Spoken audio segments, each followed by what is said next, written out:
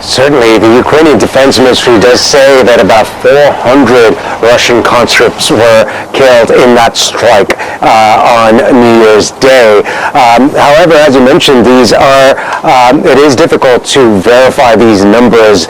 Bear in mind that this particular area is in the Donetsk region, which is currently occupied by Russian forces and is also among the 4 regions that Russia had illegally annexed a couple months ago.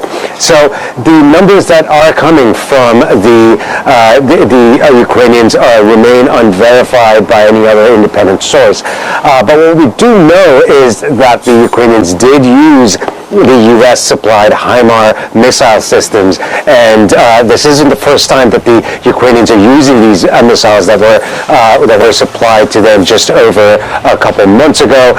Just a few weeks ago, in mid-December, another similar strike also targeted an area in the Luhansk region, killing dozens of paramilitary members of the Wagner group, which supports the Russian army.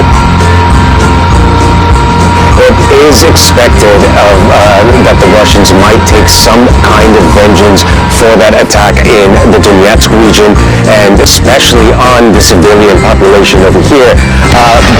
Just last night, or on Monday evening around sunset, central Kyiv was busy as with an unusual sense of normal. There were families going out for strolls, teenagers on skateboards, and musicians playing with people singing the national anthem. So there was this sense of an uneasy normal, or Ukrainians are somewhat determined to continue with their ordinary days under these extraordinary circumstances. However, with these developments on the ground, it does seem that the Ukrainians are concerned of a renewed wave of attacks over here in Kyiv and across this country, especially before the Orthodox Christmas weekend. As you heard President Zelensky say, it may happen in an effort to overwhelm both the population as well as the air defense missile systems. So it is also expected that Kyiv will continue its calls to its Western allies for more of such defense systems, to provide more weapons and air raid defense systems with urgency.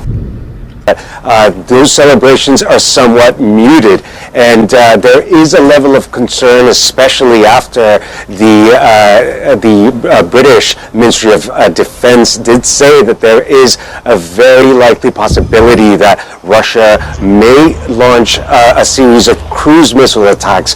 This is according to the British Defense Ministry, but that has brought about a level of anxiety over here.